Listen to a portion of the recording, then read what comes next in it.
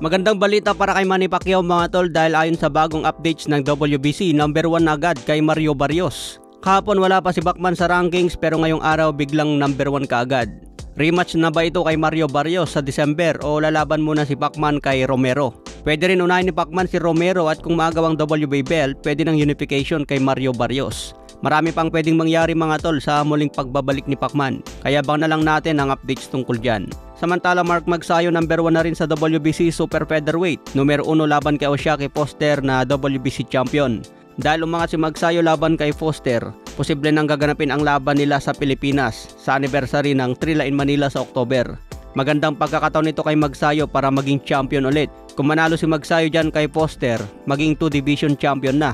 Matatanda nag-champion si Magsayo sa featherweight matapos talunin si Gary Russell, pero hindi agad na depensa ni Magsayo ang belt dahil naagaw ni Ray Vargas. Nasundan pa ng isang talo kontra Brandon Figueroa. Kaya umakyat si Magsayo sa super featherweight at plano na maging 2 division champion. Kaya abangan natin si Mark. Magaling itong si Oshaky Foster. May technical ang galawan kaya magandang bakbakan kay Mark. Sa iba pang balita, Dimitri Bivol nagkaroon pala ng back injury kaya naoperahan at nakaratay ngayon sa ospital. Narito ang pahayag ng manager ni Bivol. Si Dimitri ay nagkaroon ng 4 na malalaking laban na sunod-sunod. Siya ay responsable at tinatrato ng may respeto ang bawat pagkakataon. Pero ngayon kailangan muna naming ayusin ang problema sa siko na matagal nang nagpapahirap sa kanya. Nang nagsimula na siyang bumalik sa gym, lalo pang lumalala ang pananakit sa kanyang likod at sinabi ng doktor na lalo pa itong lalala.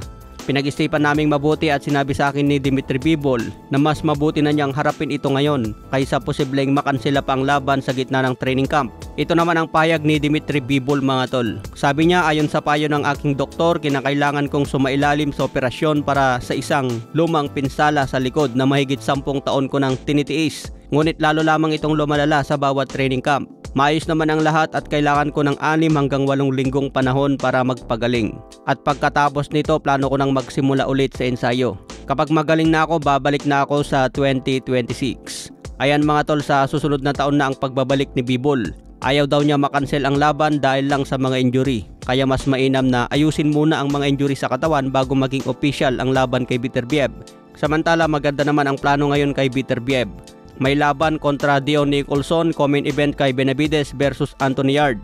Matapos ang laban, kung manalo si Benavides at Beterbiev, sila naman ang susunod na maglaban. Ngayon kung sino ang manalo sa kanilang dalawa, ito naman ang harapin ni Dimitri Bivol sa 2026. Ibig sabihin kung sakaling matalo si Arthur Beterbiev kontra Benavides, baka wala ng trilogy na mangyari kay Bivol. Pero sa ngayon mga tol, marami pang pwedeng mangyari dyan sa light heavyweight. Plano pa lang nila ito ngayon at pwede pa itong magbago.